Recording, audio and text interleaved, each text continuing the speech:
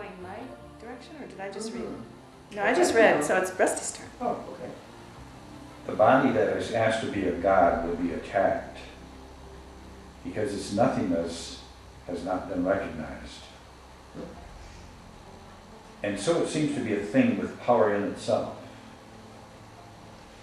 As something it can be perceived and thought to feel and act, and hold you in its grasp as prisoner to itself. And it can fail to be what you demanded that it be. And you will hate it for its littleness. I'm mindful that the failure does not lie, and that it is not more than it should be, but only in your failure to perceive that it is nothing. Yet its nothingness is your salvation, from which you would flee. Kind of answer my own question there. Yeah, this is a good paragraph, isn't it? I like that. You're nothing. When we see our body's nothing, we're going to stop having to serve it. It's getting in our way, doesn't it?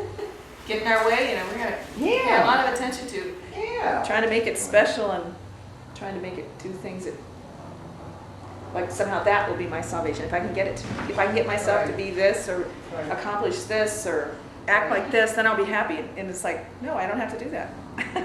That's why it's nothingness is your salvation. It's so funny because I sort of took great pride in it. You can reinvent yourself.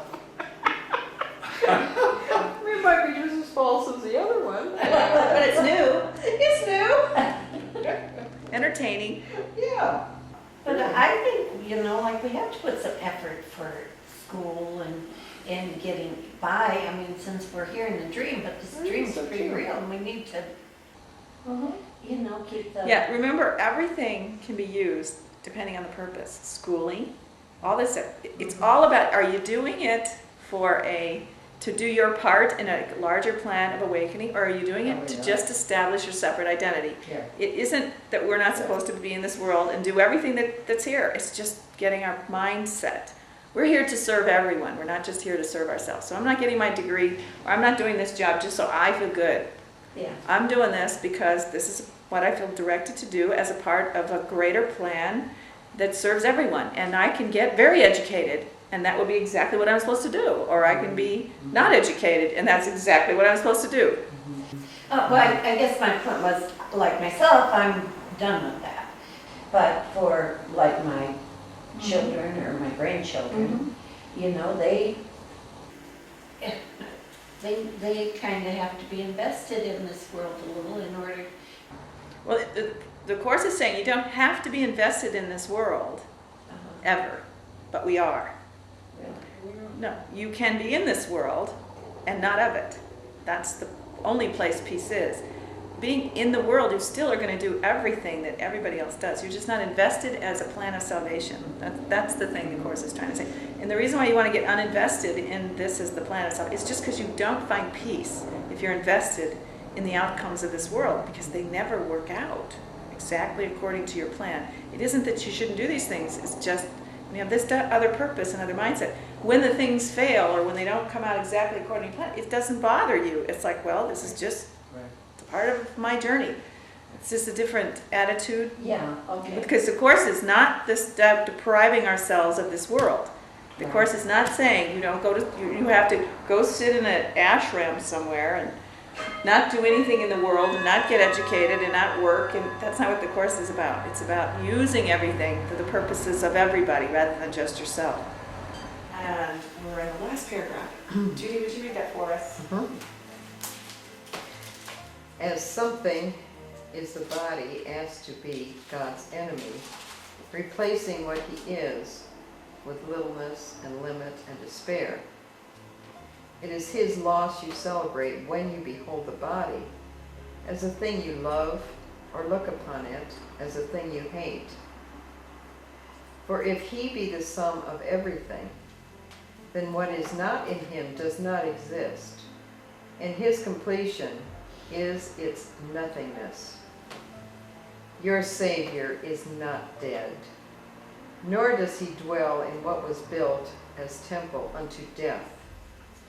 He lives in God, and it is this that makes him Savior unto you, and only this.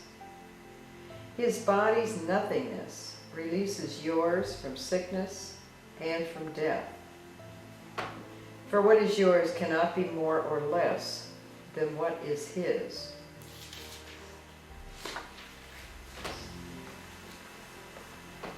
Now, why the body, those last two sentences are kind of interesting. That last sentence, for what is yours cannot be more or less than what is everyone's, if we're all in God. Right? If we're all in the spirit, In right? God, that's the truth. The point he's trying to say is, so as long as you see the body as something and see our separate identities as something, then you're denying the fact that everybody is equal. Because you're saying, I've got more, I've got less. That's the whole purpose of the body. His body, but when we release and begin to see our identity as separate bodies as nothing, it releases your experience that you're a body when you release it in someone else. And now you're affirming the fact that we all have everything. But the body's purpose is to say, no, you have this, I have that. I'm more special or less special. I've got this. And so it's all about that. And it's about how we don't all have everything. And all the fear comes when we see signs that you've got more or you've got less. And it's scary because it seems to imply that I can have less or I can have more. And that is the whole dream of separation. That's why he says, loss is impossible except in this dream. And it scares us because we've lost everything in our mind. Is that what it means as something? Is the body asked to be God's enemy?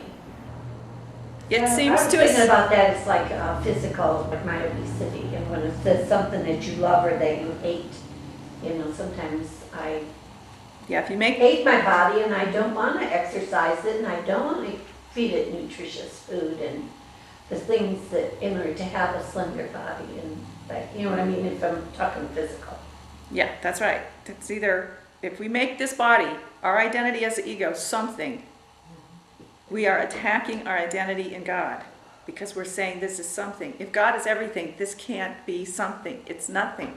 It's a dream. It's an illusion. It doesn't mean anything. That's what we're striving for with every miracle, is to get up above this idea that what's happening here is happening, so we can return to an awareness where we all have everything.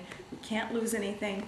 We are eternal. There's nothing to be afraid of because nobody can take from me and I can't take from anyone else because we have everything. We're safe. Okay, so you see, that's why he's saying, as long as you make the body something, either something good or something bad, you're saying it's something. You're saying you want it. Well, that means you don't want, because you can't have both. They can't be reconciled. You either are a spiritual being or you are a body. So that's what this is saying here. And that's kind of a challenge. And that's what we're always doing, is trying to make something out of nothing. Mm-hmm. And we're everything. Yeah, that's right. So we're kind of wasting our time.